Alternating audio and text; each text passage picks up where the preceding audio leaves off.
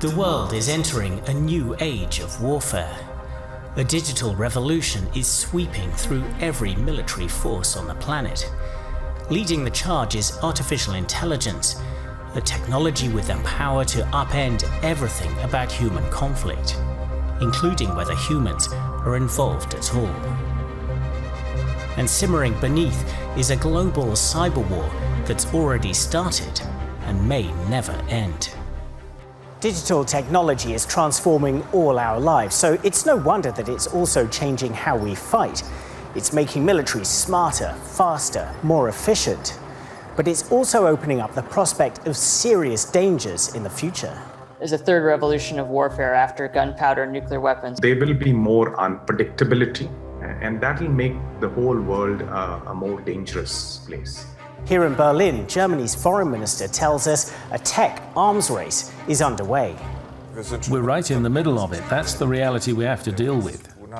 In fact, critical technologies are developing so fast that societies can barely keep up and ask themselves the question, is this really what we want? A warm welcome, everyone. Thank you for being here to our breakout session on the realities of algorithmic warfare. My name is Jessica Dorsey. I'm an assistant professor of international and European law at Utrecht University. And I've had the honor of coordinating this brilliant group of scholars and practitioners who, for the next hour and a half, will engage with some of the most pressing issues facing us all in the realm of military AI, and some of which were just highlighted in this particular video clip. Framing this session in terms of the realities of algorithmic warfare was a deliberate choice, designed to push back on and offer a better alternative to the futurization of the dilemmas that arise from current development and integration of these technologies. They're being used now, so we need to wrestle with their implications and forge a way forward now. Our session today is split into three 30-minute subpanels, each with 2 to 3 speakers, led by a moderator, focusing on 3 core themes that deserve a deep dive. Those themes are the realities of the use of military AI, the realities of the impact of military AI, and the realities, finally, of the regulation of military AI. We hope you walk away with a deeper understanding of how and where these systems are being experimented with and deployed, how they change the character of warfare, and the civilian cost of the integration of AI in warfare, along with ideas on political control and legal regulation to ensure responsible deployment and use. In order to jump right into the discussion, I will now hand over the floor to the moderator here of our first subpanel on the realities of use of military AI, Dr. Tim Sweijs, who's the Director of Research at the Hague Center for Strategic Studies, and who's also affiliated with the Netherlands War Studies Research Center. Thank you, Jessica, and welcome, ladies and gentlemen. We're going to talk about realities of algorithmic warfare. We're going to talk about use, we're going to talk about impact, we're going to talk about regulation. We're going to start off with talking about use to essentially establish a baseline. What is actually going on? What is happening? And to talk about that, we have 2 panelists, key experts in their field. With me are Ingvild Bode on my left. Ingvild is an associate professor of international relations at the University of Southern Denmark, where they're also building a war studies center we were just discussing. And she's the principal investigator of a research project on autonomous weapon system and international norms called AutoNorms. And next to Ingvild is Frans Osinga, professor of war studies, both at the Netherlands Defense Academy at Leiden University. Ingvild, we would like to start off with you and ask you to talk us through some of the uses of AI in battlefields around the world today. Thank you so much, Tim. So I would like to actually connect to something that Sir Lawrence Friedman had just said, trying to connect what we talk about in terms of military AI now to a more historical trajectory of systems that are already in use and that can tell us something about how the integration of autonomous technologies in targeting has changed and what are the consequences of some of these changes. And I will talk in particular about the consequences for human control in specific use of force situations. So I will briefly talk about 2 different types of weapon systems that integrate autonomous technologies, or also AI, air defense system, which of course is quite an old system, but I think it's still worth looking at. And then also loitering munitions, which is a much more recent system that has gained a lot of attention over the last year, especially due to the conflict in Ukraine. So as Tim said, I'm presenting research as part of an ERC-funded project, Autonorms. And my analysis is basically mostly based on analyzing open source data. So just as a disclaimer. So let me start actually with air defense systems. So here we have really an early example of a weapon system that integrates autonomous technologies in targeting. Currently, and that's kind of what's depicted here on the world map, you have around 80 states worldwide that use different types of air defense systems, often, of course, more than one. And these systems have been developed since the 1960s. Out of the concern already then that human operators have limited ability to conduct targeting at the speed perceived to be required. So we already had this kind of ambition, right, to kind of respond to fighting at machine speed in the 1960s, and I think it's quite important to be aware of that. Some of these systems are, for example, the Russian AK-630M, the French Crotale, or the US Phalanx. So all of them have become operational in the 1970s, and all of them have automatic tracking and targeting capabilities. So I want to now look at what this integration of these technologies really means for the human operators of these systems, because typically all of these systems still have a human in the loop or on the loop. And I think the fundamental change that happened with the integration of these technologies into these systems is that the role of the human operators in charge of operating these systems has changed in terms of making it more minimal, but also more complex. And I think there are three particular human-machine interaction challenges that these systems create for operators. One is the potential lack of situational awareness that comes out of how integrating these autonomous technologies into targeting has basically made the operators move from being very active controllers of the targeting process to more passive supervisors, which means that in practice they often find themselves under or overloaded with tasks. Then, of course, integrating autonomous technologies, and this is the second point, also has increased system complexity. So we already have kind of the origins of these kind of potential comprehension barriers to understanding system functionality that we see, of course, much more forcefully now with AI. But I would argue they always started with these autonomous technologies, so these predecessor technologies. And now, of course, we have the issue of speed. So the speed at which targeting decision-making happens usually leaves operators maybe a couple of seconds of reaction time to decide whether to authorize the release of force or not based on system prompts. So I think these current practices of human-machine interaction present challenges to the quality of human control that the operators can exercise. And we should also recognize that these human-machine interaction challenges have been factors in failures of air defense systems, such as the downing of civilian airplanes or incidents of friendly fire. Let me now move to the second weapon systems I would like to look at, which are loitering munitions. This is actually a picture of the Cargo 2, a system that some of you might have heard in media coverage. So loitering munitions, first of all, are uncrewed aerial systems that use sensor-based targeting to search for, dwell over, and attack targets. Here, the development started in the 1980s, and at least I think around kind of 20 militaries worldwide are using these systems at the moment. And of course, we have seen these systems used prominently in conflicts such as Nagorno-Karabakh, Libya, Syria, and Ukraine. These loitering munitions already integrate autonomous technologies to identify, track, and select targets. And manufacturers actually also allude to the potential capacity that these systems might have to attack targets without human intervention. Currently, on the basis of my research, everything that we could find out openly about these systems still holds that manufacturers still use a human in the loop, but there are actually a lot of uncertainties to the quality of that control and the role that this human is supposed to play. Let me give you an example for that. So with the Cargo 2 that you see pictured here, you may have heard that in May 2021, the UN published a report on Libya that characterized the Cargo 2 as a lethal autonomous weapon system. And that drew quite a lot of media attention because the report also said that the system had been used without any human supervision in Libya to attack militias. Interestingly, the manufacturer of the system disagreed with that portrayal, arguing that actually the system adheres to human in-the-loop principle at all times, and kind of highlighting that actually SCM, manufacturer, is very interested in the ethical principles.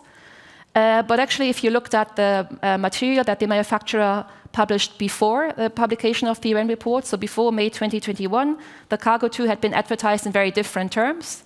So here actually you find that the manufacturer did talk about the system integrating deep learning algorithms and even facial recognition. So I think there is this kind of example, right? Gives us the taste of, first of all, of course, the challenges of actually accessing what are the technological functionalities of these systems if you don't have privileged access to that. But I think also that there is actually a great degree of uncertainty about what these systems are actually capable of doing. And there seems to be at least a latent capability that the systems such as the Cargo 2 could also attack targets or use force on targets without human intervention. So let me just conclude now. What we have learned from just a brief look at these two types of systems, in terms of what has changed, right, in terms of how these technologies have been integrated. If we look at these two systems, there are great differences in target type and in practices of operation. If you look at their defense systems, these are, of course, usually fixed in place. They can only target a very limited range of military objects. And if they are used in autonomous modes, these are kind of in place for short periods only. If you look at loitering munitions, by contrast, they can target quite a wide range of military objects. If you look at, for example, the Lancet 3, a Russian system used in Ukraine, it can target a whole range of different military objects, vehicles, all kinds of things. And actually also personnel. And of course, loitering munitions are mobile systems that are used over wider areas for longer periods, including overpopulated areas. So I think both of these systems have kind of posed different challenges to human control.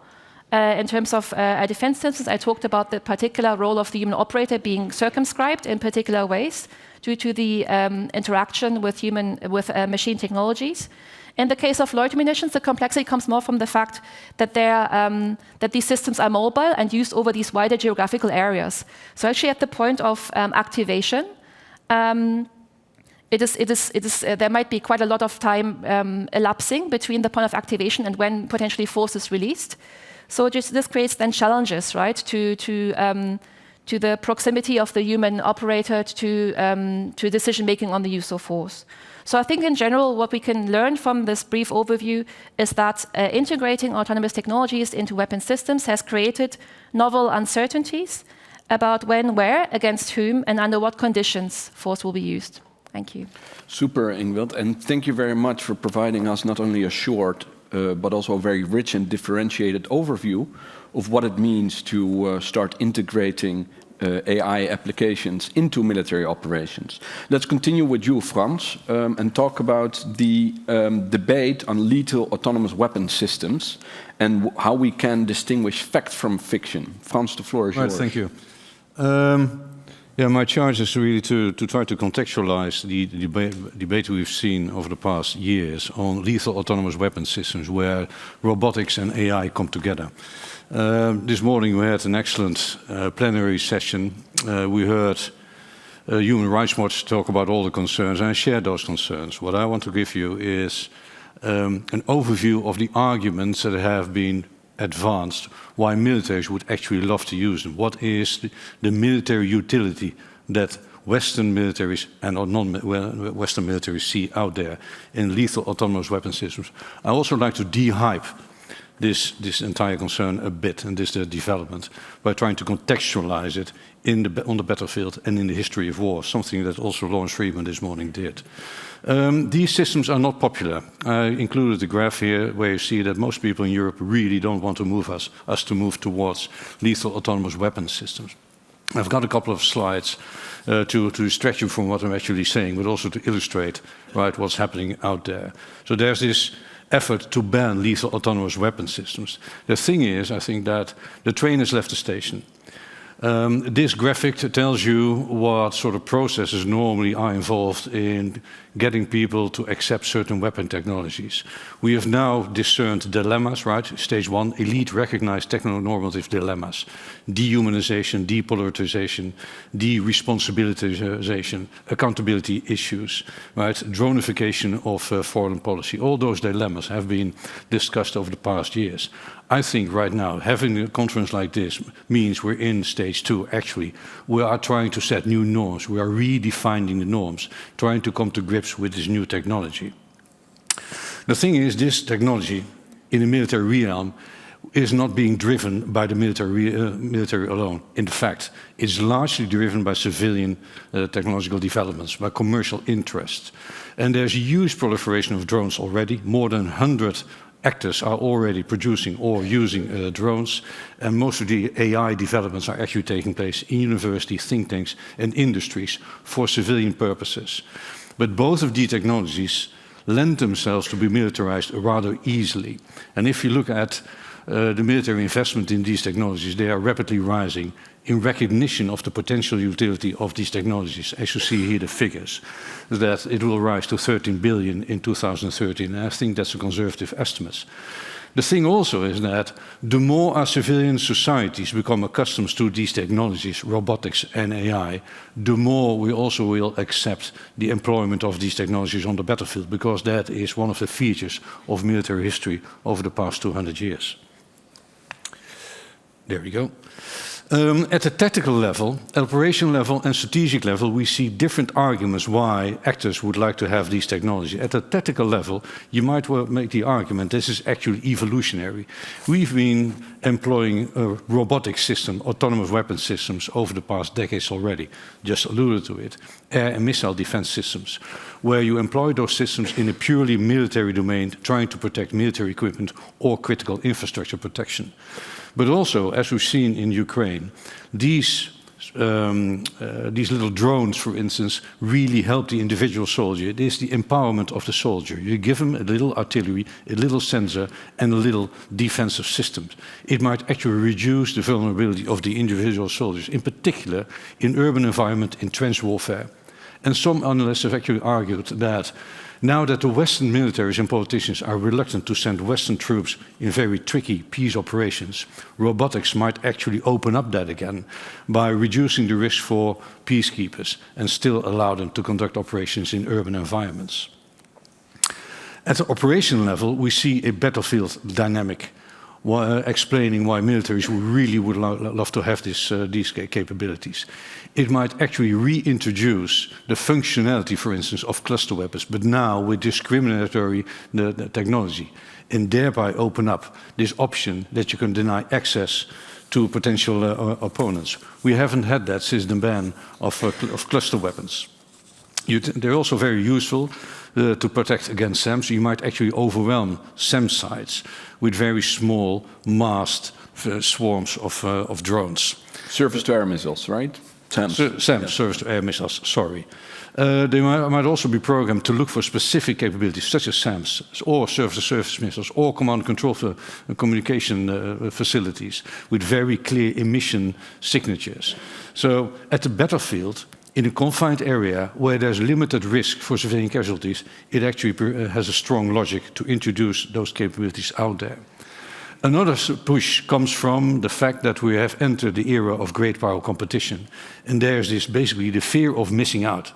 The US is looking towards China. China is looking to what's happening in the US.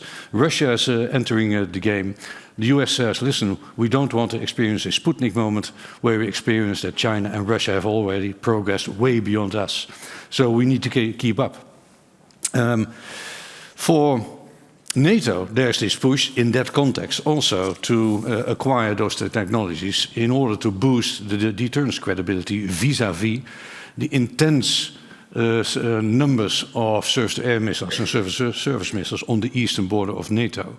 And already in 2016, NATO recognized that, as currently stated, right, we cannot actually guarantee Article 5 for the Baltic states. Introducing these technologies, might actually renew those capabilities and boost the credibility of the new deterrence by denial strategy. 1 more minute. I'm done. Right. Great timing. Final slide. Right. So I think that tactical, operational level logic and strategic level logic will really drive Western militaries to look carefully at these technologies. In Ukraine, we already see the initial benefits on both sides of having these technologies. In a sense, they are evolutionary, not revolutionary. Some people say this is a sixth revolution in military affairs. But to a large extent, right, this is evolutionary technology, and I think we will come to grips with them. The really controversial aspect doesn't reside in the close-in defense capabilities. The controversial aspect is probably residing in those weapon systems with a long duration, you allude to that, with a long range, where they might actually be venturing beyond the immediate battlefield.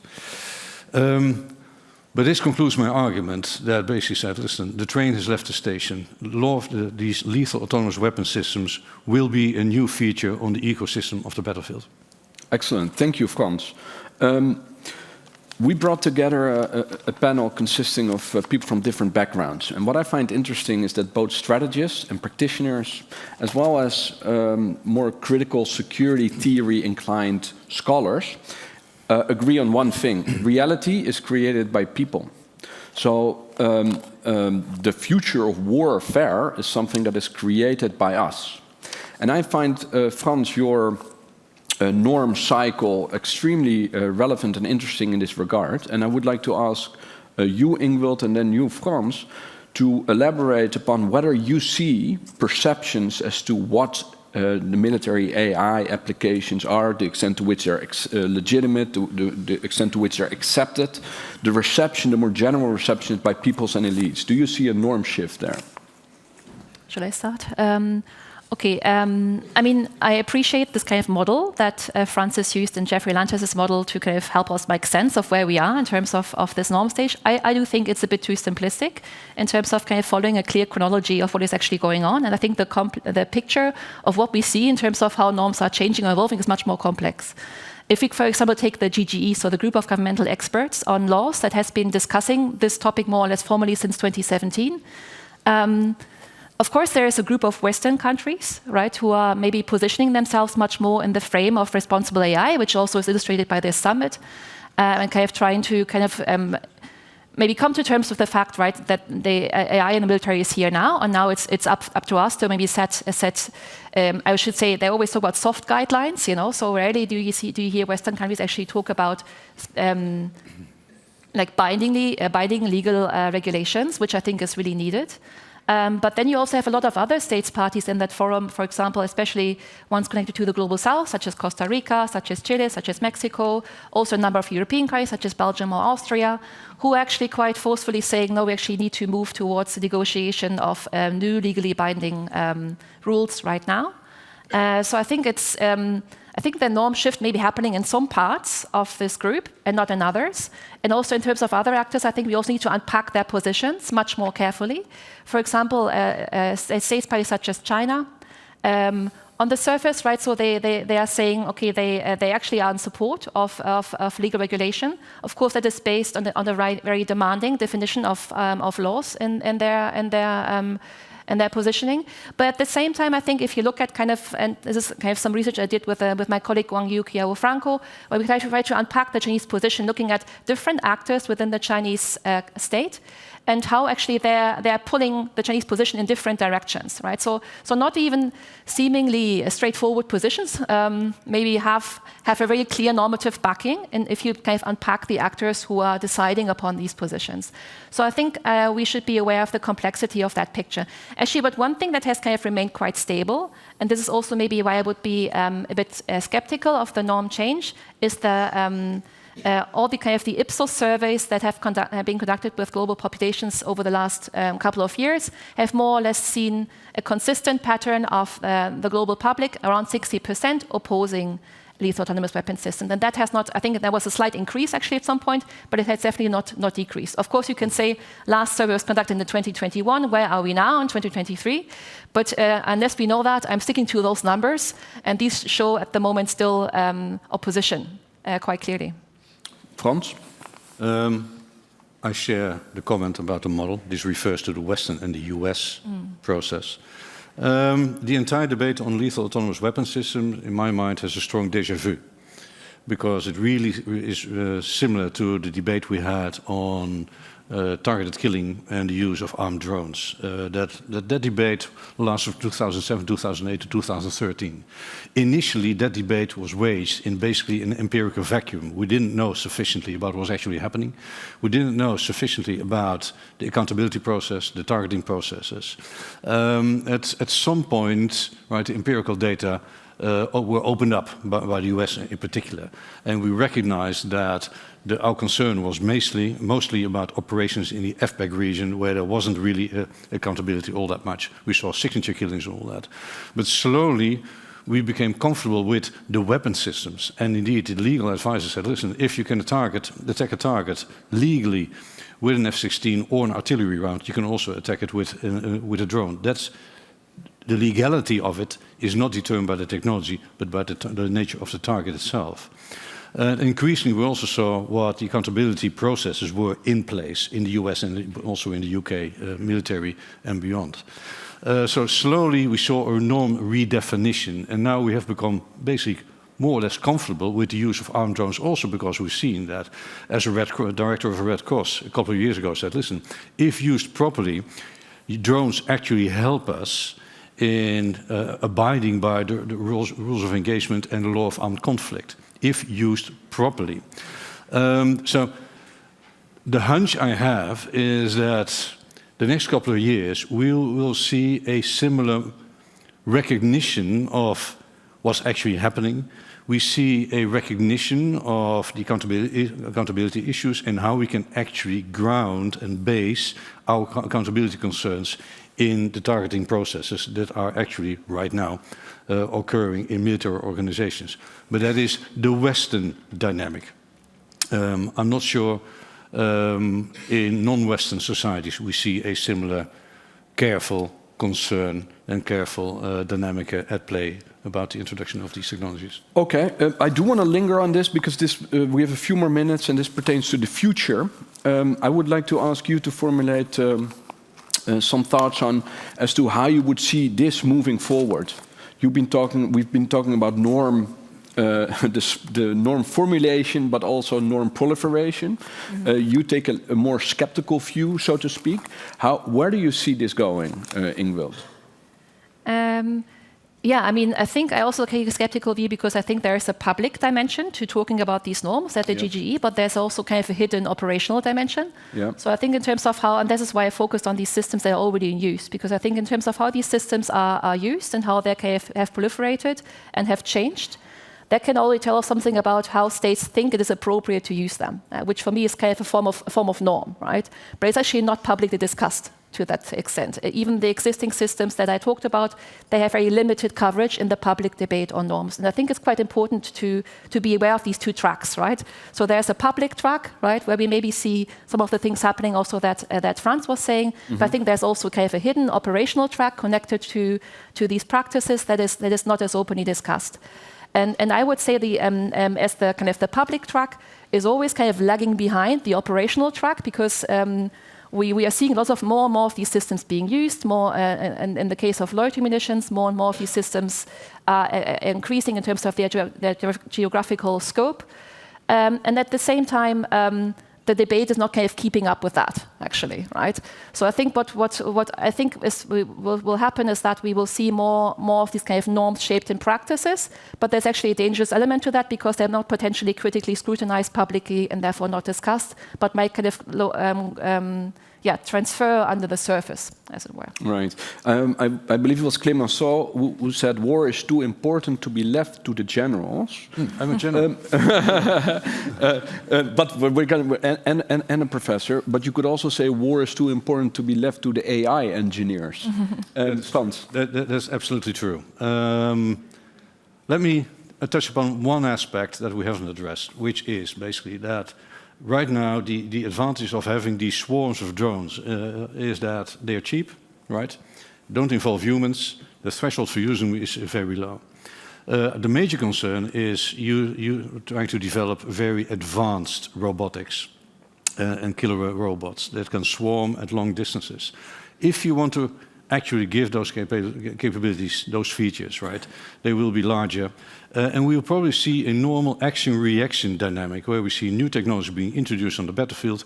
And as we are witnessing right now in Ukraine, where already 70 to 90% of all the drones are being shot out of the sky, we will also see counter-killer robot technologies. So I think that will be the standard future military history, action-reaction dynamics. And that is indeed the operational dynamic that you alluded to, that is perhaps separate from the public debate that we're having right now. Okay, which is why it's so critically important that we're having this debate. Ladies and gentlemen, please join me in thanking our panelists for their contribution. And we're going to move on to the next panel.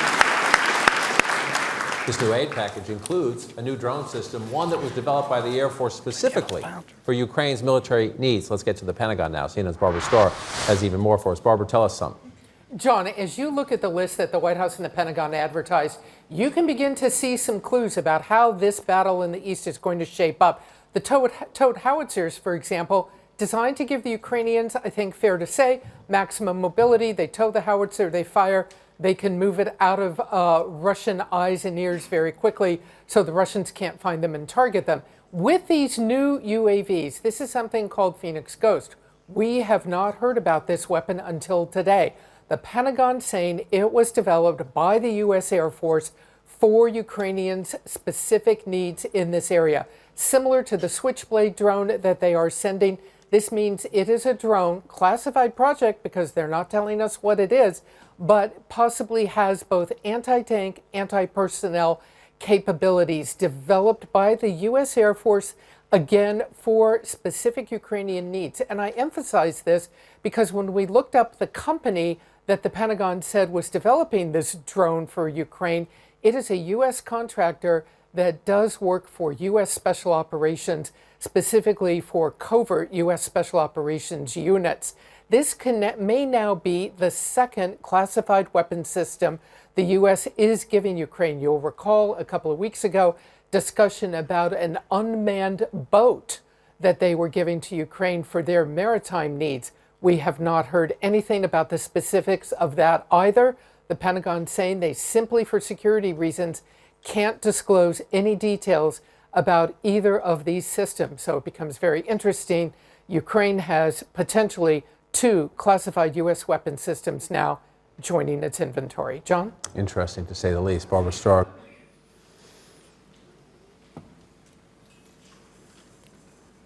Hello again.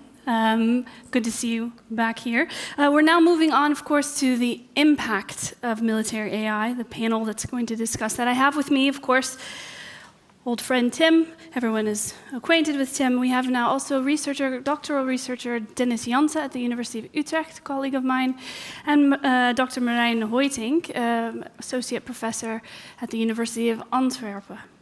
To give a quick overview, I think to set the scene a bit here, a few comments from my side. It's a given, we've talked about it, the plenary highlighted it. Military AI is changing the character of warfare. And in our opening clip today, Professor Bonnie Doherty mentioned that AI is the third revolution in warfare, perhaps behind gunpowder and nuclear technology. Some other ways that we're seeing these changes occurring through improved data collection and analysis, speeding up steps in the decision-making process, acting as a force multiplier. But, as we've also highlighted today, it raises many risks, such as creating more complex and unpredictable conflicts, which can lead to unintended consequences and potential escalation, with civilians often bearing the brunt of these consequences. Additionally, we're seeing more instances of experimental warfare by proxy, as just outlined by the CNN clip, in order to battlefield test capabilities in real time. And this has far-reaching consequences that the experts here in the subpanel will certainly touch upon. So with this as a backdrop, I'd like to first turn to you, Tim, and ask, perhaps you can give us a more in-depth examples for how these technological developments and increasing use of AI in military operations has been changing the way that wars are being fought. Sure. But perhaps before I do so and turn to specific consequence and implication impact, I can share some thoughts on how I think we should think about the impact of AI in the first place. First and foremost, our human history of war features a very long succession of technologies that have changed the character of warfare. From the rifle to the raider, from the sword to the submarine, from the tank to the tomahawk, from the telegraph that our friend Sir Lawrence Freedman already mentioned, each time that new technologies were adapted and came online, to use a modernism, they inspired utopian but also dystopian views of what they would imply for the future of war. Now, the thing that may be different this time around is the fact that there's not one AI system, not one AI weapon. There's a vast range of algorithmic applications that together represent, as it's called, an all-purpose technology. An all-purpose technology that affects the character of war across its very many dimensions, across the entire OODA loop, that's military speak for observe, orient, decide, act, both on the battlefield but also off the battlefield, both in war and in peacetime. Now, we also know from military history that real changes to the character of war tend to come about in an incremental rather than a punctuated way. As Frans already said, they tend to be evolutionary rather than revolutionary. And there's not some silver bullet or, pun intended, some killer application that changed the character of war. It is about military organizations purposefully, consistently formulating warfighting concept, refining the technologies, adapting their organizational structures, and then applying it in their operations. Now, with that in mind, Jessica, the question you pose, of course, how is AI changing the character of war? You mentioned that some observers are underwhelmed, confronted with dystopian images of barracks full with Terminators marching out to war, if they contrast that with equally dystopian images of the bloody trenches filled with human corpora, as we currently see in the current war between Russia and Ukraine. It shows that war continues to be that human thing. But even if war will remain that human thing for the foreseeable future, for the next decade, I mean, it is quite clear that tremendous progress in what we call artificial narrow intelligence, in combination with an explosion in computing power, is affecting the ways in which armed forces fight. And that is not a dystopian reality tucked far away in the future. That's here, that's now. So let me give you some, not necessarily examples, but tell you about how it changes the character of war. It is already leading to greater battlefield effectiveness of armed forces, to better situational awareness and situational understanding. It leads to shorter decision-making cycles, decentralized command structures, and networks, which are called battle clouds, with very short kill chains. And that's not something in the future we see that happening in the fields in Ukraine today. We see a speeding up, not in terms of the duration of the war, but the speeding up of the pace of conflict, which in itself generates a rationale to further integrate algorithms in that OODA loop I was referring to. We see the advent of centaur teams, and that is essentially man and machine working near seamlessly together. We also see that algorithmic analysis of SIGINT, so signal intelligence, increases battlefield transparency, so there's nowhere to hide. And that in turn forces armed forces to conduct dispersed operations, but they can no longer mass. Again, that's not something in the future that's happening right now. It's important to note here that this is not just limited to the battlefield, but it also has implications, I don't think we really touched upon that yet, for nuclear stability. Frans made a reference to it. So the increase in transparency, some even talk about radical transparency, affects the very tenets of deterrence itself, because location launch systems are exposed on the one hand, and on the other hand, you get greater accuracy and maneuverability of delivery vehicles. So states will start rethinking their nuclear postures. Is that something tucked away in the future? No, it's happening right now. In times of uncertainty, in times of fast technological change, that means that states will increase their nuclear arsenals and will revisit their nuclear command and control postures. China is doing that right now. It's also opening up new realms, and let me then start to wrap up. It's also starting up new realms in which conflict actors can commit harm on our opponents. My colleague Frank Holtman calls this cognitive warfare. So I think in 2015, 2016, 2017, we were talking about hybrid conflict, hybrid war, in the European context, hybrid conflict. There are now battle-tested playbooks, off-the-shelf scripts, Cambridge Analytica-type services really for hire there. And this not only affects sort of what's happening on the ground at the tactical level, but imagine that there would be a deep fake now with Vladimir Putin commanding, it's a deep fake, but commanding a nuclear strike. Even if that would be managed cautiously by the other nuclear powers, it will create a lot of societal chaos. And it's also good to take note in this respect that we're entering the era of 5G. I mean, most of us have 5G now, but the ecosystems around it haven't been updated yet. With the advent of 5G and the advent of not just VR, but AR and the emergence of the metaverse, you will get new forms of virtual societal warfare. And that in turn is also a direct effect of AI applications being integrated into military operations writ large. So with that, Jessica, yes, I think it has an impact. It's not anthropomorphic battle robots, battalions marching out of the barracks, but it's here, it's now, and we see it. Thanks very much for that helpful context and kind of giving that overview. If I can zoom in for you to give a very quick response, very concise, about one issue that you've picked up on, we've heard about, and I hope that we all want to know more about, the ODA loop, looking through exactly what kind of effect or impact these developments will have on that decision-making capability. Very short answer, please. Well, the short answer, and I think the well-rehearsed phrase, is that sort of you see a shift from the human in the loop to the human on the loop to the human out of the loop. But let me add 3 categories there. I think that will be differentiated depending on the environment and the domain. So in an urban environment, that will look entirely different from an undersea water battle, so to speak. It will be layered. If you think about different levels of autonomy for different functions around the ODA loop or throughout the loop, and it will be tiered, tied to the technological maturity and the reliability in combination with the type of doctrine used by military organizations. Great, thanks. Thanks for that, and thanks for the insights again. I now turn to you, Dennis, colleague. Your doctoral research looks at impact-related questions as well. Can you walk us through some of the ways in which war with AI technologies, how does it look in some of these modern battlefields, for example, Ukraine? Right, so I think, thanks, by the way. I think Ukraine, much like was already said by Ingvild as well, is kind of just like Nagorno-Karabakh recently, and Syria is looking to be a bit of a proving ground.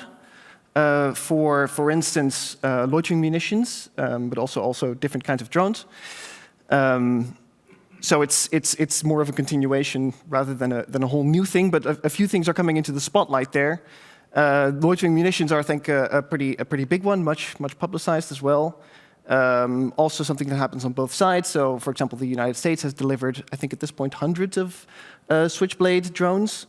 And Russia is also using quite a lot of loitering munitions, like the Lancet, in all kinds of ways, for instance, to overwhelm air defense systems.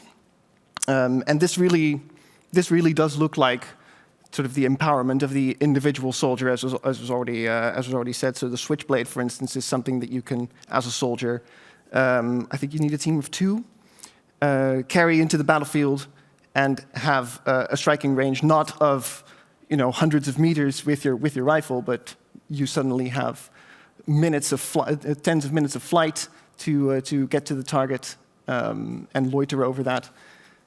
So there's quite a lot of more range basically that a soldier now has. They all carry air power with themselves, and what this concretely looks like is very interesting to me, because you control this drone still. There is still a human sort of in the loop, but it's in a very particular way. So, of course, you set navigation coordinates, and it navigates itself, right?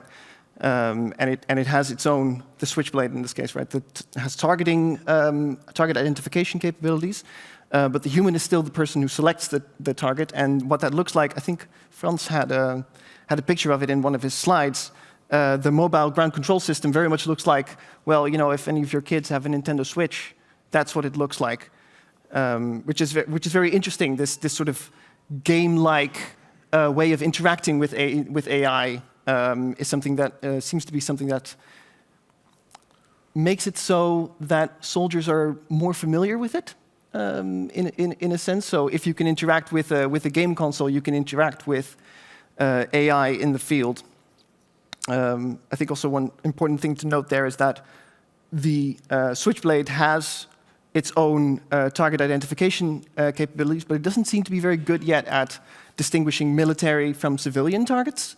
So there is a possibility for the soldier to intervene 4 seconds before impact at the latest.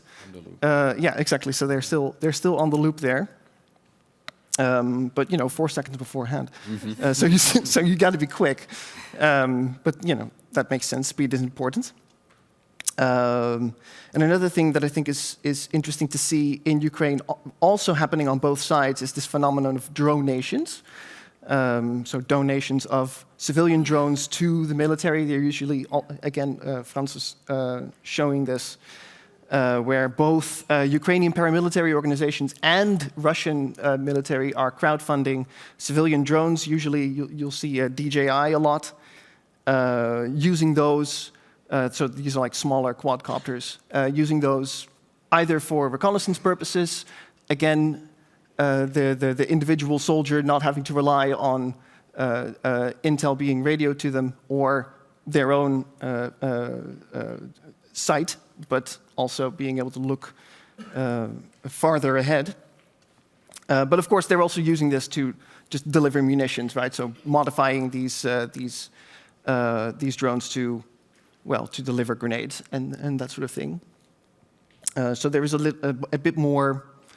It seems to be that these human-machine interactions are becoming a more general aspect of what battle looks like on the ground, and with that, a lot more interactions that you could say look game-like in a sense, which makes sense because a lot of our sort of human-computer interaction, just society-wide, looks game-like because it was quite often developed by the interactive entertainment industries in Silicon Valley, feeding back into military innovation processes, and that becoming a reciprocal thing. Fascinating. Something you can see there now. Yeah, and thank you for that interview, those insights, because I think that contextualizes also within this summit that we're at. There's a gamification layer as well with respect to the simulation that we've all been presented with. So yeah, exactly. Very fascinating thoughts to take forward. Very concise as well. What does all that translate to with respect to the character of warfare? How is it changing it? Right, so I think one thing that really changes about the character, or it's not really changing, it's again, like I think an evolution. So remote warfare is already a term that gets thrown around a lot, and that has become quite sort of it seems to be a core thing that Western militaries are doing. And these kinds of phenomena seem to generalize remoteness more than it already has been. So now it's not just drone operators in the Air Force or in the CIA or people on naval battleships that are really quite far away from their targets, but it's now also individual soldiers who can be remote in a sense. They're on the ground, but at the same time, they don't have direct visual contact with the opposing forces, for instance, if they're using the Switchblade or the Lancet or whatever.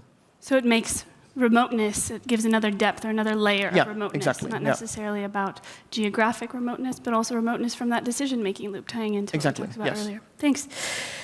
Really helpful. But before we get to our third panelist, Marijn Hoijtink, I'd like to show another video clip.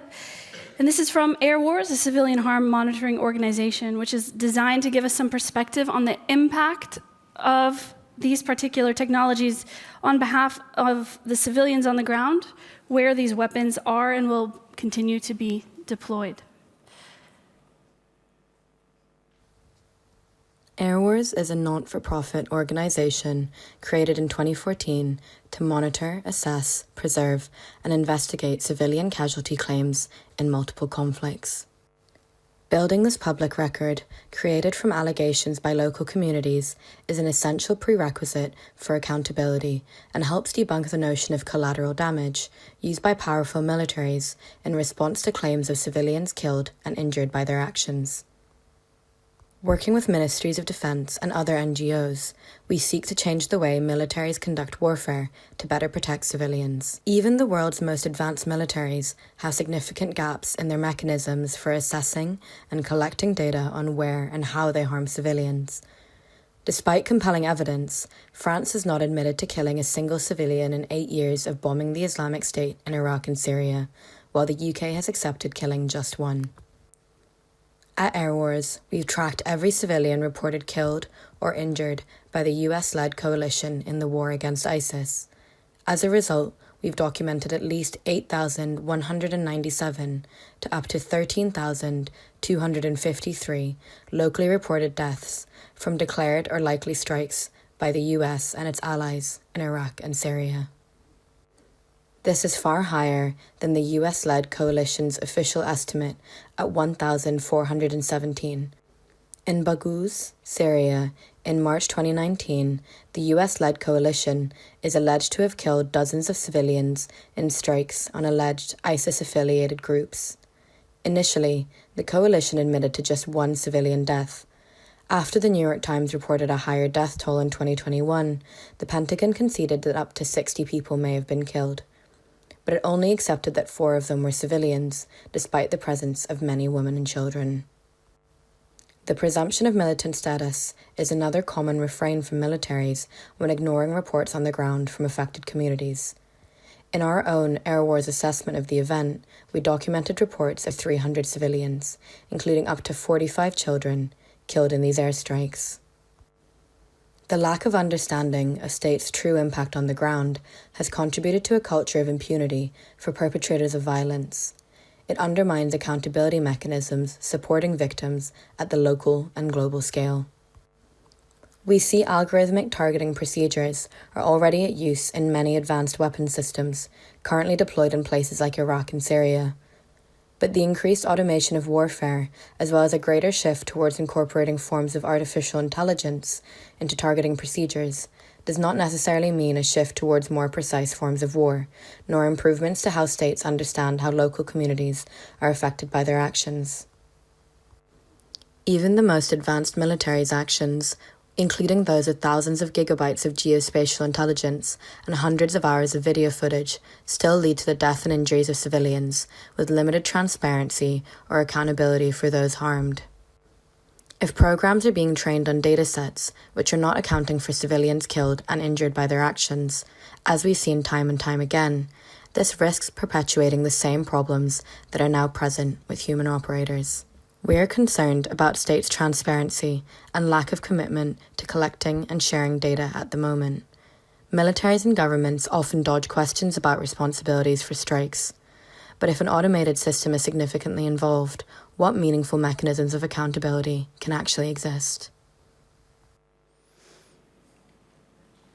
So on the back of that video, Marijn, I'd like to engage with some of the issues raised. And I'll begin with asking, to your mind, what are some of the costs of integrating this technology into the decision-making process on whether countries go to war, where they go to war, and how that translates then indeed to the communities on the ground? Thanks, Jessica, and also for collaborating with Air Wars and showing this video. I think it's very important to also speak about the impact in this particular way, right? And to shed light on the impact on civilians or civilian communities living over there, so to say, and being actually the subjects of these kinds of technologies. So for years, scholars like yourself and some of our colleagues here, but also civil rights organizations like Air Wars have emphasized that the use of armed drones lowers the thresholds of the use of force, that it transfers also the risk of armed combat away from combatants to civilians, and that it also distances the general public from the use of armed force. And I was very interested by the comments by Professor Osinga saying that this has, in fact, nothing to do with the technology per se, right? It has to do with the use of technology and with the legitimate use of technology. I tend to disagree. So I think that the technology does have an important role to play here, and that it is really sort of that it brings these questions to the fore, and that it is also because of the technology that we see this lowering of the thresholds of the use of force. And my worry is that with the growing use of AI applications in the military domain and the growing automation of military decision-making, particularly when it comes to critical questions about lethal targeting, that we see these issues and these developments being amplified, and that this might actually lead to increased risks for civilians in conflict context. Partly because of the acceleration of these types of decision-making and the limitation of human control in this context, as Dennis was also pointing out, but also because of other issues that have to do with these kinds of applications of AI, for instance, in relation to data sharing.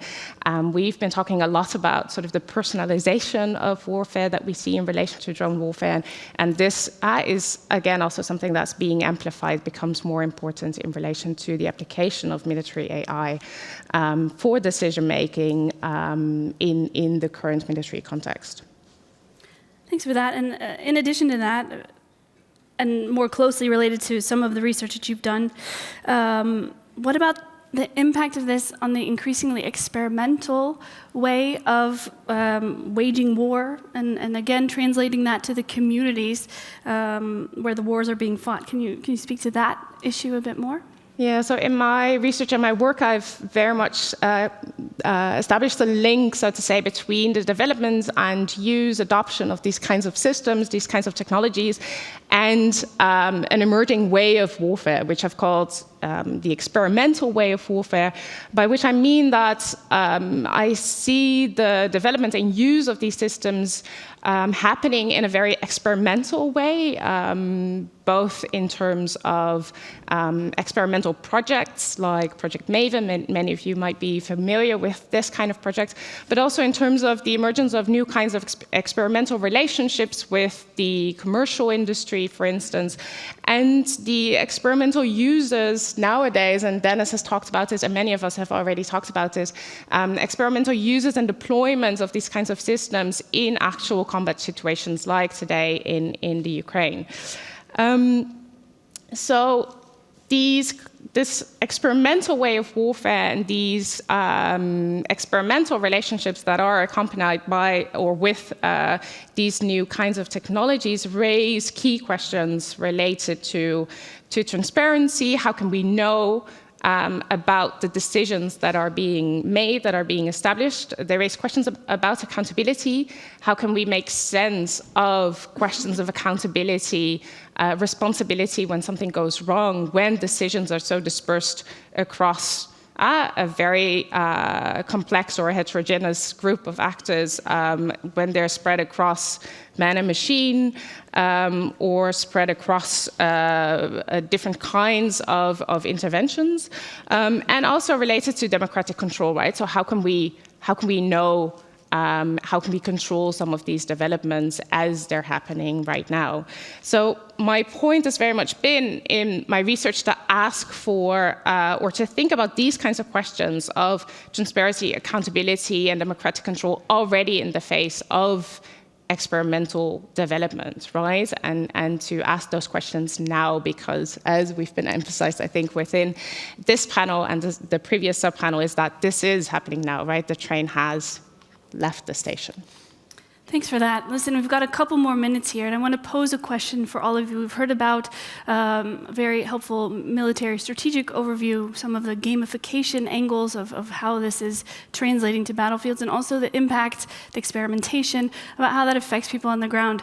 One stakeholder group that we really haven't talked about, which was raised earlier by Frans in the previous subpanel, how does this affect the public perception of warfighting? How do these developments interact then for a larger public? Because in essence, it's on the public's behalf that militaries are fighting these wars.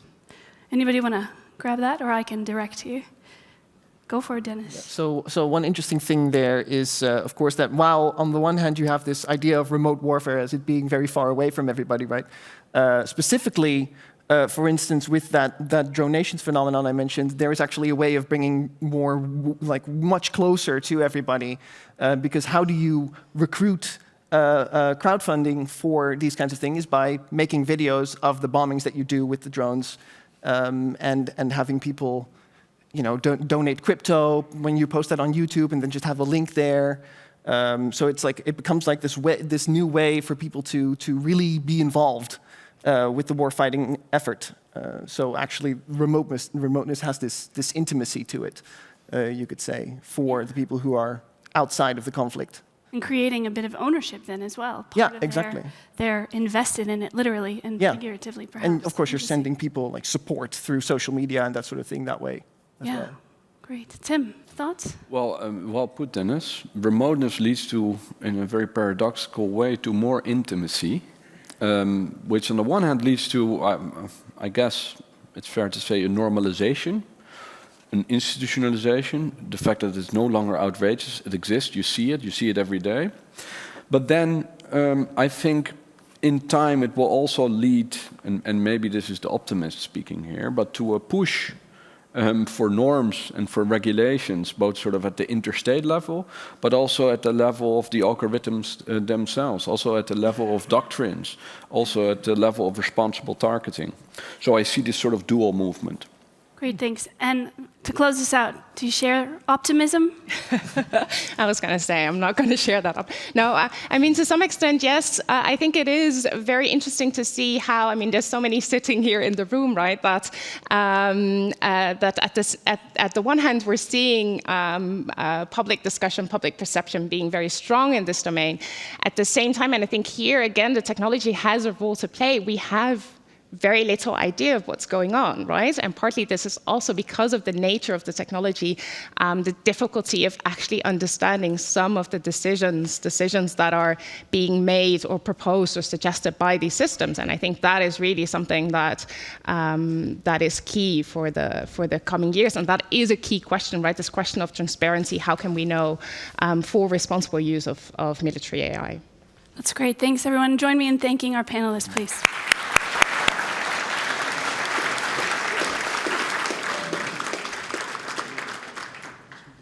That looks like the TV might turn off for us. The relationship between humans and machines on the battlefield is shifting. For instance, a drone looking for targets on the battlefield using specific target profiles. Let's say it's looking for the silhouette of a tank and then also for the heat signature of that tank. And by matching all kinds of incoming sensor data with this internal feedback loop, the weapon system itself then decides that is a valid target for me to attack and then selects and engages that target. A loitering munition.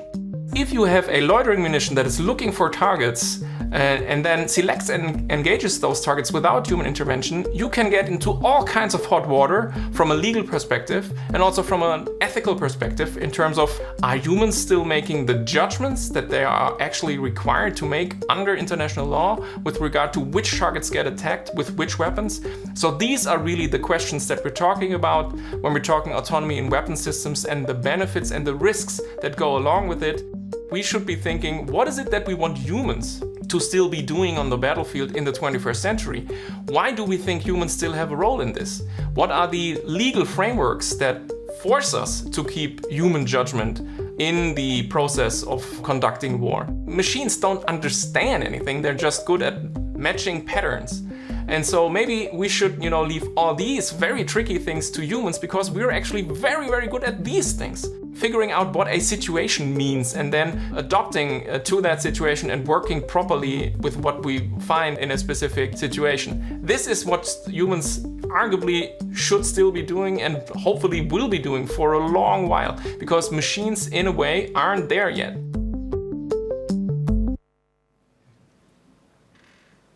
All right, welcome everyone for the third sub-panel. Thanks for staying with us. I've moved chairs and Jessica has moved chairs, and we have two more colleagues joining at the stage. And I would like to talk with them about regulation and the realities of regulation. And so regulation, or the absence thereof, of military AI has been a highly polemic debate in recent years, especially in relation to so-called lethal autonomous weapon systems, which have dominated the international debate. However, in the absence of concrete regulation, technological development continues to move ahead. Again, the train has left the station, and we've seen how militaries are increasingly experimenting with these systems and also deploying applications of AI in actual combat settings. So the question for this sub-panel is, does this mean that military AI is largely unregulated? Or are there examples of forms of existing regulation or responsible uses of military AI that we can unpack and that we can look at? What do these look like and what should these look like? The panel here today will look at these questions, discuss these questions, and look at the challenges and implications of current regulatory practices of military AI. I would first like to give the floor to Jessica, whom you all know, but again, she's Assistant Professor of International and European Law at Utrecht University. So Jessica, your research focuses on the legitimacy of military operations in the light of increasing autonomy in warfare. Could you perhaps, for those non-lawyers in the room, say something about the challenges that military AI poses for the legality and the legitimacy of military operations? And could you also say something about the implications of military AI for international law and existing legal principles? Big question. Very big questions, but thanks for the opportunity to talk about this stuff from an international legal angle, my specialty. As we know, well, at least from zooming in on a legal perspective, the use of military AI raises a number of concerns. Some of the questions that I think about probably more than a person should think about. How do humans apportion legal accountability to machines making targeting decisions? Is that possible on and off the battlefield? How can humans review algorithms and data in black box AI applications? So we know the input and we see the output, but what happens in between? And that's not only a question for civil society or academics to think about.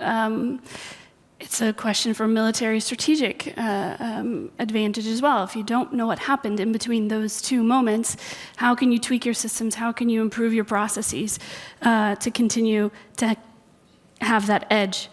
What is the minimum acceptable level of human control to ensure compliance with legal obligations and render military operations legitimate? That's what I'm focusing on today, some of my comments.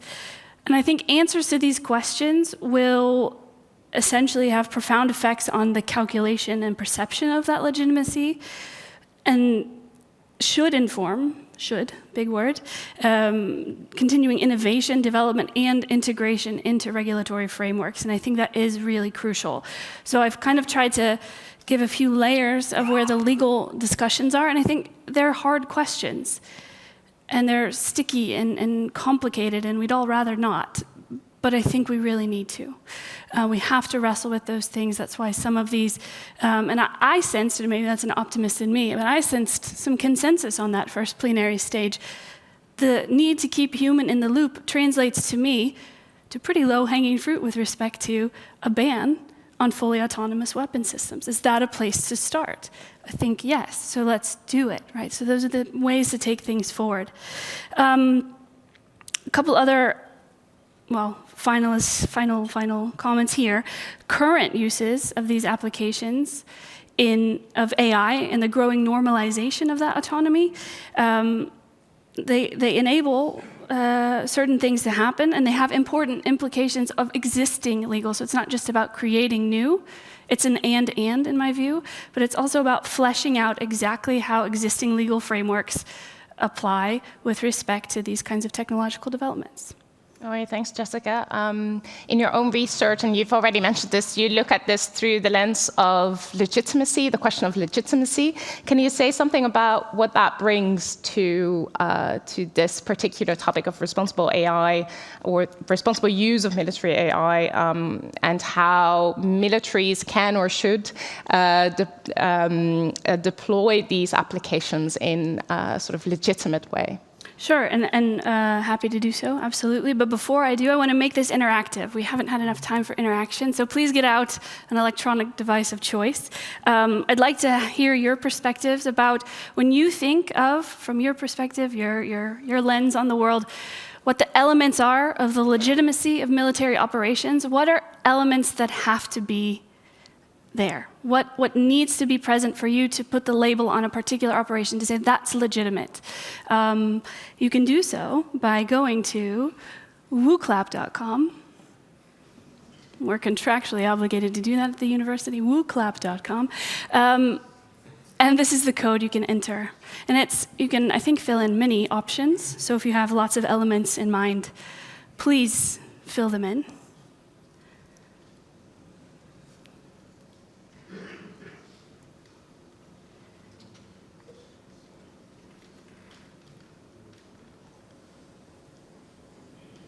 We'll give you some time to think over this very hard question. It is hard. And type. I know, challenging. Do you all manage to get in?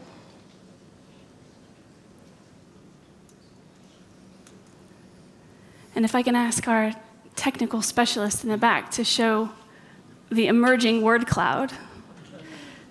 Oh, wow, wow, wow. Color-coded. Fantastic.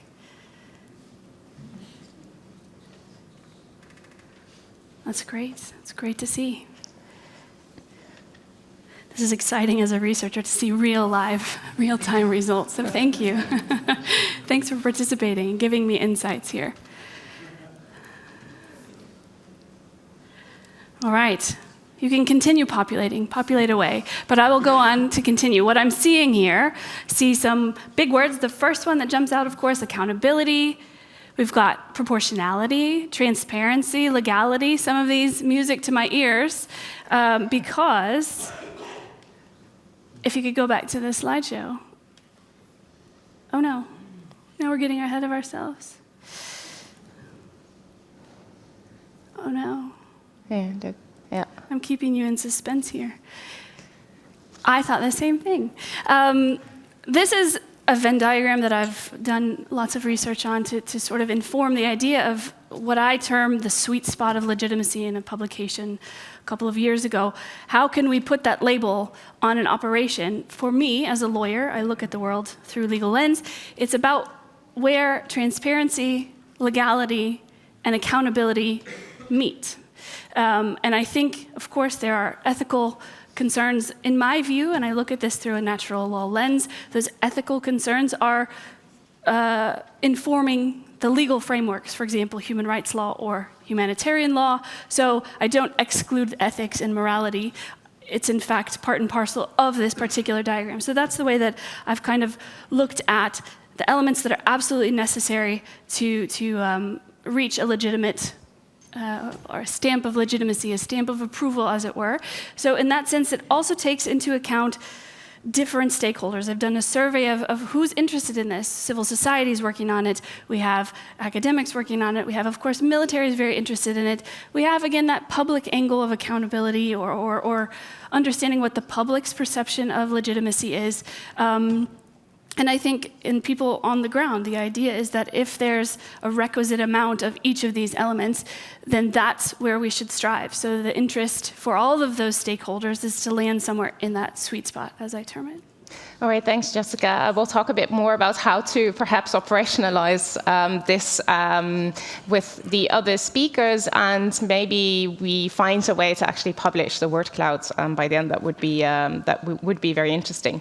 I would like to bring in Anna Nadibaidze from the Center of War Studies at the University of Southern Denmark. You're a PhD fellow there, and you study the implications of the development and use of artificial intelligence intelligence technologies for international security, with a particular focus on the case of Russia. And so you've been closely following the international legal and regulatory debates, and we'll talk about that with you now. Do you think that the elements that Jessica identifies here on the slide could be helpful as guiding principles for global regulation of military AI? Thank you, Marijn. Yes, definitely. What Jessica mentioned is definitely relevant for the discussion on potential global regulation of military use of AI. As has been mentioned before, so far the discussion has really been focused on lethal autonomous weapon systems and been ongoing as part of this GGE within the framework of the UN Convention on Certain Conventional Weapons. And the UNCCW is really focused on IHL and international humanitarian law and regulating international armed conflict. It's also designed for prohibiting and regulating specific physical weapons. So it might not necessarily be well suited for characteristics applied to systems such as autonomy and artificial intelligence.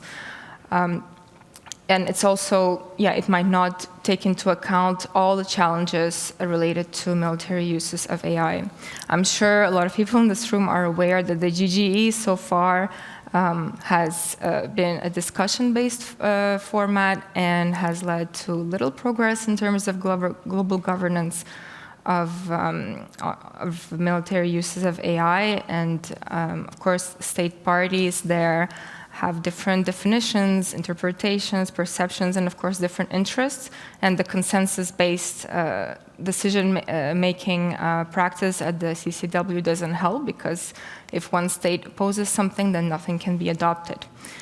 So also given the current geopolitical circumstances, some civil society actors and also academics like the research group that I'm part of, the Autonorms Project, have been advocating for alternative ways forward for global legal norms.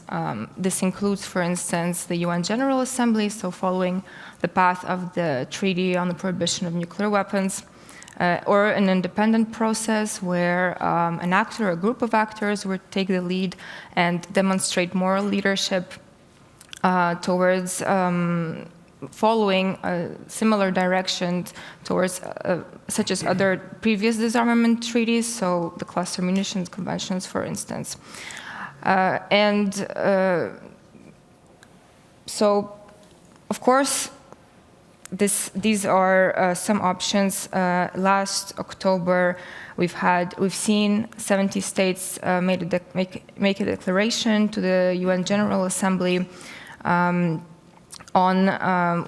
they've restated their commitment to continuing the debate within the CCW, but also there seems to be some support towards this sort of double approach where autonomous weapons that do not comply with IHL would be prohibited, and then other forms of autonomy weapon systems would be regulated. So perhaps this two kind of sided approach could be a way forward, whether at the CCW or elsewhere. All right, so I'm going to ask you a question about that, at least one of the sideways that you identified, and Jessica also mentioned this. So, as you said, there is something that you see as low-hanging fruit, which is to install an outright ban on lethal autonomous weapon systems.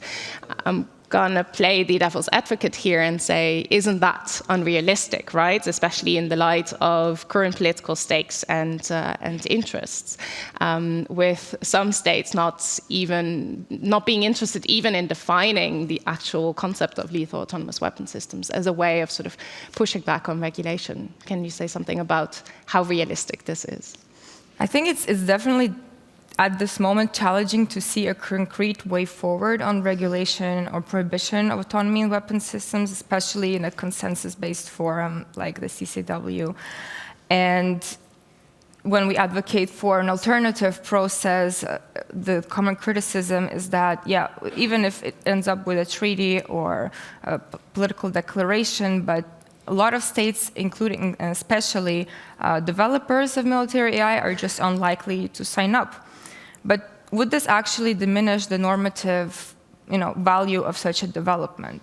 Because right now, when we talk about regulation, it's not necessarily just a ban on autonomous weapons. What is needed is really some kind of a push to start a normative process, just something to start it off, and to set legal norms on uses of military uses of AI. This conference is called Responsible AI in the Military. It's not on autonomous weapons. So these are the legal norms that we need to think about, because in the absence of these norms, state practices, which we just seen in the previous subpanels, shape what counts as appropriate and not appropriate in warfare, and in especially the role of humans and machines in warfare. So I think it won't be easy, right? It's never easy. We've seen it with efforts to establish legal norms on the prohibition of nuclear weapons as well. It definitely won't be perfect. Even if something does come out of the GG or another process, it will probably not take into account all the implications and all the risks associated with military AI, but something is needed, and the important thing is to start a normative process. Okay, then a final question for you on this idea, this concept of the responsible use of military AI as it's being pushed by this very conference. I was wondering how you see this idea of responsible use of AI. What are some of the values and what are potentially some of the risks involved when it comes to this particular idea? I think the framing definitely helps moving the debate or expanding the debate beyond the autonomous weapons and IHL especially, and also rethinking a bit our governing mechanisms beyond the intergovernmental kind of format. And a lot of the panels at this conference will be doing this exercise, which is a good start. At the same time, the responsible AI narrative can be interpreted and used by different actors in different ways. So especially officials of states that and governments that have published these best practices guides and guidelines on responsible and ethical uses of AI, then a lot of them tend to think that there is no need for global governance since they have those guidelines. Or there is an automatic assumption that some states, especially non-Western states, will be using AI irresponsibly. But evidence suggests that militaries from around the world, including Western states, can behave irresponsibly. So I think often this framing is just to justify this idea that regulation is a zero-sum game where someone wins and someone loses, and that's not the case. If there's a risk that everyone might use AI irresponsibly, everyone loses, whereas if there's some progress towards setting global legal norms, then everyone will win. Okay, thanks, Anna. I'd like to move on and introduce Samar Nawaz. Before I do so, let me introduce your particular research topic. So one element that's often mentioned as something that's hindering the likelihoods of global regulation is the fact that we're talking about dual-use systems here, or dual-use nature of these kinds of technologies and systems. But we can also say that this provides an opportunity in terms of thinking about developing regulatory practices that are responsible, or in the sense of learning from developments in this particular civilian domain. And this is exactly what you're researching, looking at issues of autonomous civilian drones and their regulation from a European perspective. You're a researcher at the Peace Research Institute of Oslo, where you conduct this study. So I wanted to ask you to shed some light on these exact developments in the civil sector and how they might inform military use. So can you tell us something about the challenges within the civilian drone regulation? Thank you. Definitely. So the thing that I would like to mention here, the challenge, is relating to the concept of autonomy, which is pretty fundamental when we talk about autonomous weapon systems or any autonomous system itself and their regulation. We also need to see how it is conceptualized. Now, as Marijn mentioned, I am looking at the regulatory issues of civilian drones. So my focus is on civilian aspect of drones, such as delivery drones or drones being used in urban airspace for different purposes. And I would also like to reiterate what Professor Friedman said earlier today, that there's so much happening in the private sector that it's important to see how regulations are taking place over there, because that would get eventually transferred to how military things are happening. Now, when it comes to the concept of autonomy, you would find in civilian drone regulations at the EU level that the definition gives you an impression that it approaches autonomy as something either or in a binary format. So any operation which would be either fully autonomous or not at all. And many of us who are sitting here know that autonomy can be there in varied forms. Now, when you set this dichotomous approach, you are setting a high threshold for what is called autonomy. And when you do so, you are leaving out the opportunity to regulate other forms of autonomous operations. And now this is a case of civilian drones particularly. But if you go through these reports that come from different nations around autonomous weapon systems, and you look at the definition, the threshold is set too high. It gives you an impression that somehow the problem of present is being transformed into the problem of the future. That, oh yeah, it's fully autonomous, yes, we are against it. We don't want any system to generate its own goals. Yes, nobody wants that. But what about the systems that are already there that do share some kind of autonomy? So my gripe, if I may, is that, when you are conceptualizing these aspects of technology, you need to be mindful and cautious of how do you define it. So that is important in that sense. And so, because building on that concept, you will have different kind of regulations. Now, what's at stake if you are not defining autonomy properly? Well, things that we have been discussing, things we will discuss in today and tomorrow, meaningful human control. There's too much at stake when you take away human from the operation, even if it's at a supervisory level. It's like what they say that if you require a human to rarely respond, a human would respond rarely when required. So you have these kind of issues, and you cannot just ignore them when you're regulating emerging technologies. Thanks, Samar. I wanted to push you a little bit on maybe thinking about concrete examples or bringing some concrete examples to what we can learn from the experiences that you study within the civilian drone sector. So can you explain to us what you also mentioned that it is important to look to experiences and examples from that sector. Can you tell us what we might learn and what we might do differently or better if we take that seriously?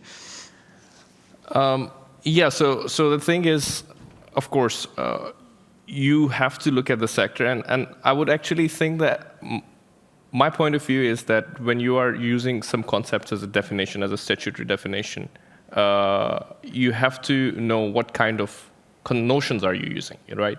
You're using the notion of autonomy, not control, which in itself creates a lot of problems. And when it comes to best practices, you have other kind of systems and how autonomy is being perceived in different systems. Like, for instance, when it comes to self-driving cars, you have very well-recognized SAE levels from 0 till 5.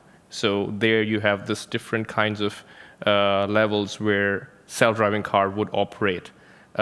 We don't have currently, unfortunately, something like that for civilian drones.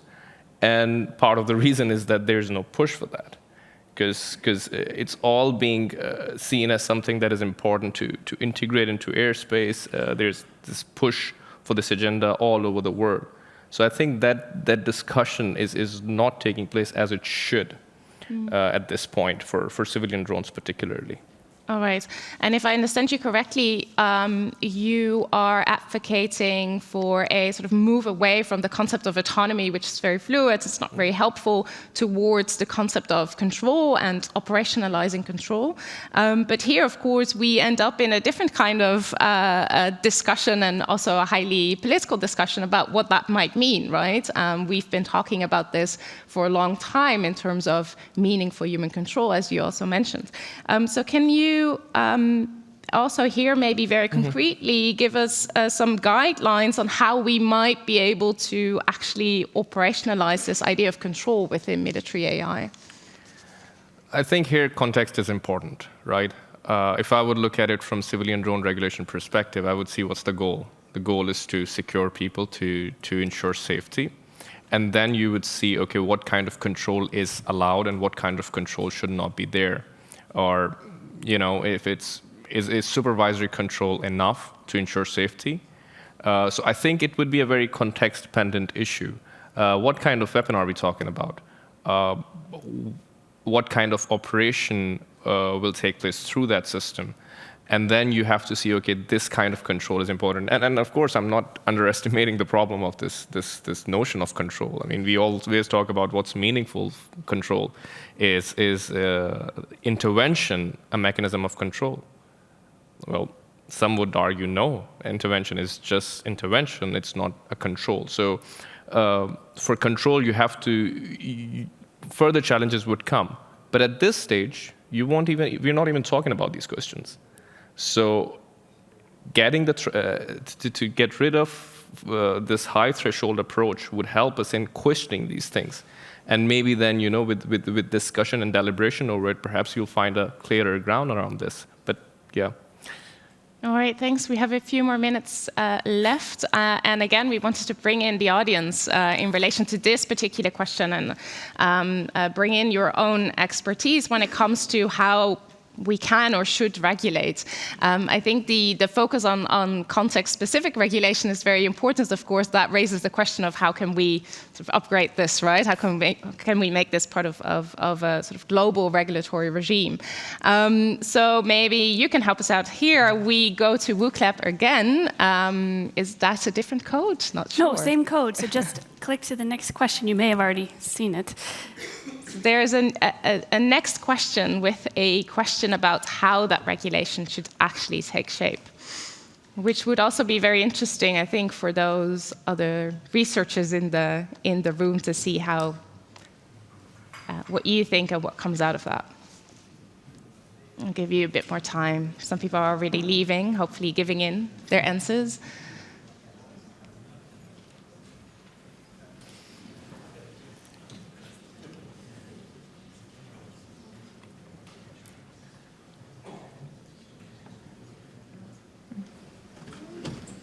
All right, so we see some of the answers appearing here, and also the numbers going up, so that's good in terms of statistics. I see code of conduct being very strong out there, which really obviously aligns with also the focus of the topic and the focus of the overall conference. Jessica, would you like to jump in here and respond to what you're seeing? Yes. As a researcher, very interesting. Thank you again for your weighing in. Codes of conduct. Yeah, I'm assuming you mean legally binding codes of conduct. So I'm happy here. No further questions, no notes, no notes. Nice work. Samar? I mean, it's interesting. I would share the same opinion as hers because, you know, rant of a lawyer, you know, it has to be binding because otherwise, what's the point of having code of conduct? Okay, and then we have an international relations scholar, Anna. I think I would say stay tuned for our written analysis, which we will post very soon after REAIM. All right. Based on this particular panel and on the survey, yes. And on the survey and on your participation here. So thanks so much. I think we will indeed take some of your input here and reflect on that indeed in written statements. So stay tuned for that. Go to the websites of all the partners involved. I'd like to thank you for being here, for participating, and I'd like to thank all the speakers for weighing in and giving presenting their thoughts. Thanks so much, and see you around at the conference later.